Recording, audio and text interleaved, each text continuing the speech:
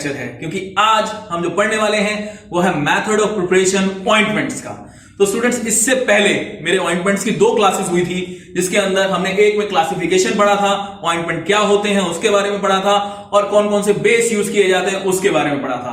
और जो second lecture हुआ था ऑइंटमेंट का, उसमें हमने फैक्टर्स बताए थे कि कौन कौन से फैक्टर्स हैं जो कि अफेक्ट करते हैं सिलेक्शन ऑफ ऑइंटमेंट बेस को। और अब जो हमारा थर्ड लेक्चर है, इस थर्ड लेक्चर के अंदर हम जो चीज डिस्कस करने वाले हैं वो है मेथड ऑफ प्रिपरेशन। तो आइए जानते हैं कि कैसे कैसे हम ऑइंटमेंट को प्रिपेयर कर सकते हैं। तो स्टूडेंट्स, स्टार्ट करने से पहले मैं आप सब लोगों से यही रिक्वेस्ट करूंगा कि आप हमारी इस वीडियो को ज्यादा से ज्यादा स्टूडेंट्स तक शेयर करें, ताकि और सब लोगों को भी इसके बारे में इंफॉर्मेशन मिल सके। तो आइए स्टार्ट करते हैं। बेसिकली इसके 4 मेथड्स हैं जिसके थ्रू इसको हम प्रिपेयर कर सकते हैं। जो पहला मेथड है वो है हमारा ट्रैचुरेशन मेथड, नाम से समझ में आ रहा है, ट्रैचुरेट करना है।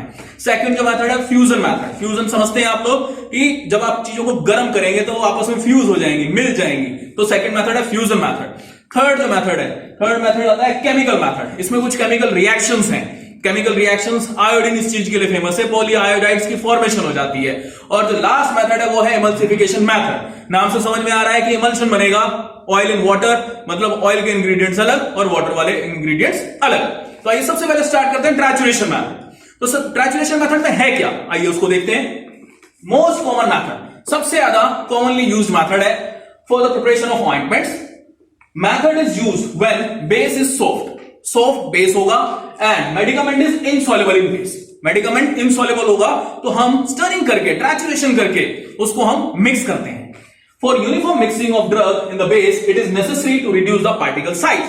एक्चुअल में एक इंपॉर्टेंट चीज हमें इस मेथड में ध्यान रखनी है कि जब हम ड्रग के बारे में बात करते हैं तो ड्रग का पार्टिकल साइज, क्योंकि हम ट्रैचुरेशन मेथड से उसको मिक्स करने वाले हैं, तो हमें सी में से पास करना बड़ा जरूरी है। क्योंकि हम एक 80 नंबर की सी से उसे पास करेंगे या 120, जितना भी मेश साइज, बेसिकली हमें जितना डिजायर्ड होगा साइज, क्योंकि जितना फाइन होगा उतना इजी होगा उसको मिक्स करना। क्योंकि आप भी जानते हैं कि जितना फाइन पार्टिकल साइज होगा उतना ही जल्दी उसका पेनिट्रेशन होगा, उतना ही जल्दी उसका एब्जॉर्प्शन होगा। वो खाली एक ही चीज के ऊपर डिपेंड नहीं करता, वो ड्रग के पेनिट्रेशन पावर के ऊपर भी डिपेंड करता है और ड्रग की क्या क्या प्रॉपर्टीज है उस चीज के ऊपर भी डिपेंड करता है। आइए अब हम दूसरे मेथड की तरफ आते हैं। दूसरा मेथड है फ्यूजन मेथड।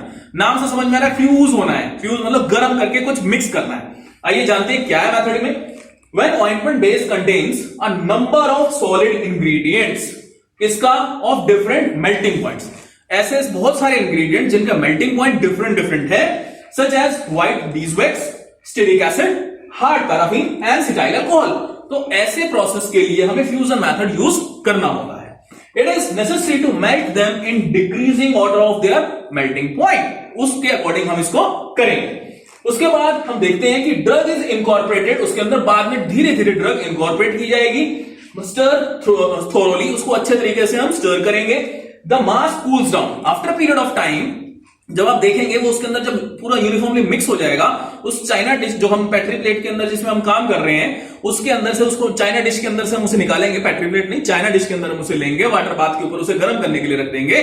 और जब वो कूल डाउन हो जाएगा, mass cool down and homogeneous product is form, तो हमें जब तक वो पूरा मिक्स ना हो जाए तब तक तो स्टरिंग करते रहना है। उसके बाद उस चाइना डिश को वाटर बाथ से हटा देंगे और थोड़ी देर के बाद आप देखेंगे वो धीरे धीरे कूल डाउन होना चालू होगा, क्योंकि ऑलरेडी कैसी फॉर्म में था, सेमी सॉलिड कंसिस्टेंसी उसकी फॉर्म हो जाएगी, क्योंकि बेस हमारा उसी कैटेगरी के अंदर लाई करता है। एक एग्जांपल दे रखा है, एग्जांपल में वूल अल्कोहल है, हार्ड पैराफिन है, व्हाइट पैराफिन और लिक्विड पैराफिन है। इन सबके डिफरेंट मेल्टिंग पॉइंट्स हैं, तो उनको उसी प्रोसीजर से ही हमने प्रिपेयर किया। तो this is all about fusion method. तो फर्स्ट हमारा कौन सा, ट्रैचुरेशन, सेकंड कौन सा हो गया, फ्यूजन। आइए अब जानते हैं तीसरा मेथड जो है केमिकल मेथड। यहां पे देखिए केमिकल रिएक्शन मेथड। इसमें क्या कि कोई केमिकल रिएक्शन इन्वॉल्व होती है। एग्जांपल मैं आपको दे रहा हूं इसमें आयोडीन का, ऑइंटमेंट कंटेन फ्री आयोडीन। इसके अंदर क्या होता है, बेसिकली अगर मैं आयोडीन की बात करूं तो आयोडीन इज, अगर मैं सॉल्युबिलिटी की बात करूं तो slightly soluble in fats and vegetable oils. अगर मैं आयोडीन की बात कर रहा हूं, readily soluble in concentrated potassium iodide. उसके अंदर बहुत जल्दी जो उसका सॉल्यूशन होता है, आप आयोडीन को पोटेशियम आयोडाइड के सॉल्यूशन के अंदर डालेंगे तो वो बहुत जल्दी डिसॉल्व हो जाएगा। डिसॉल्व क्यों हो रहा है, पॉलीआयोडाइड फॉर्मेशन की वजह से।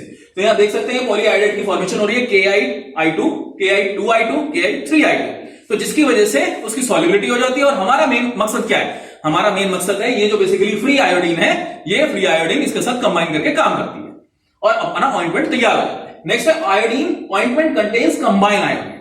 यहां पे एक ध्यान रखने वाला पॉइंट है, फिक्स्ड ऑयल एंड मैनी, जितने भी हमारे फैट्स हैं which is obtained from the vegetable and animal source contain unsaturated constituents।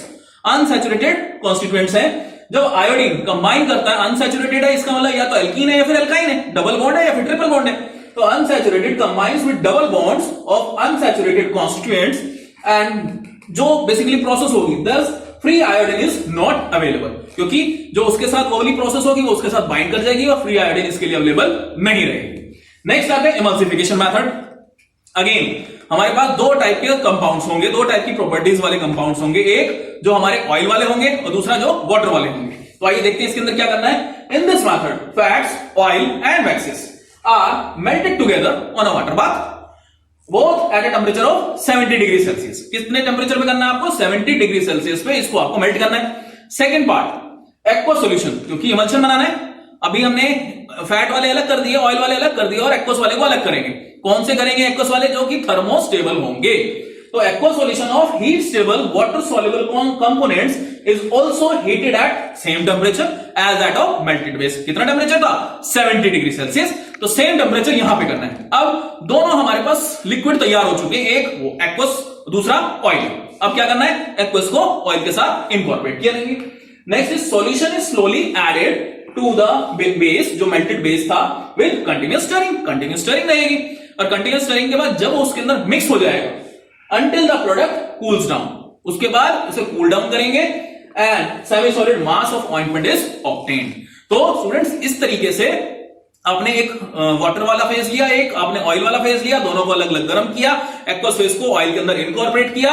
जब वो इनकॉर्पोरेट हो गया अच्छे तरीके से मिक्स कर दो, उसको ठंडा होने के लिए रख दो। ठंडा होने के बाद सेमी सॉलिड कंसिस्टेंसी जब तक फॉर्म ना हो जाए तब तक आपको उसको रखे रखना है। तो स्टूडेंट्स ये हो गया मेथड ऑफ प्रिपरेशन। पहला मेथड कौन सा था? ट्रैचुरेशन मेथड। दूसरा मेथड फ्यूजन। तीसरा वाला केमिकल रिएक्शन मेथड। चौथा इमल्सिफिकेशन मेथड। तो स्टूडेंट्स ये तो मेथड ऑफ प्रिपरेशन हो गई, लेकिन ऑइंटमेंट में ऑइंटमेंट के अलावा कौन कौन सी चीजें इंकॉर्पोरेट की जाती हैं, जिनको हम बोलते हैं एडिटिव्स। एडिटिव्स क्या होते हैं कि हमारे basically other than active pharmaceutical ingredient, other than drug, जो उसके अंदर चीजें ऐड की जा रही हैं, वो कौन कौन सी चीजें हैं जो कि ऑइंटमेंट के लिए बड़ी जरूरी है। हमें प्रिजर्वेटिव भी चाहिए, क्योंकि प्रिजर्वेटिव क्या होता है कि हमारे उसके अंदर बैक्टीरियल ग्रोथ ना आ जाए, उससे बचाने के लिए। एग्जांपल इज मिथाइल पैराबिन और प्रोपाइल पैराबिन। सेकंड नंबर पे एंटीऑक्सीडेंट भी चाहिए, क्योंकि आप देखते हैं ऑयल्स यूज हो रहे हैं, फैट्स यूज हो रहे हैं, तो इनके अंदर रेंसिडिटी के चांसेस बहुत ज्यादा बढ़ जाते हैं।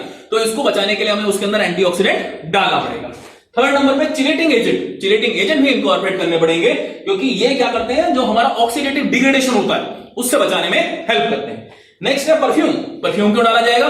फ्रेग्रेंस अच्छी आए। इसके अलावा हेमेक्टेंट्स डाले जाते हैं, जैसे कि ग्लिसरीन डालेंगे, प्रोपाइलिन ग्लाइकोल डालेंगे, कंसिस्टेंसी अच्छी बनी रहे। तो स्टूडेंट्स ये कुछ एडिटिव्स हैं, मैं एक बार फिर से रिपीट कर रहा हूं। प्रिजर्वेटिव ऐड करते हैं, एंटीऑक्सीडेंट ऐड करते हैं, चिलेटिंग एजेंट्स यूज करते हैं, परफ्यूम यूज करते हैं और इसके अलावा हम हेमेक्टेंट्स यूज करते हैं।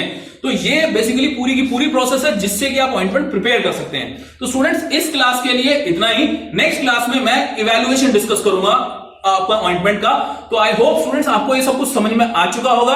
अगर आपको कोई भी डाउट है तो आप हमारे एमवीएन यूनिवर्सिटी के फार्मेसी डिपार्टमेंट का जो चैनल है उसमें जाके आप कमेंट बॉक्स में कमेंट लिख सकते हैं। आपको कोई भी डाउट होगा तो वहां से भी वो क्लियर किया जाए। Thank you so much.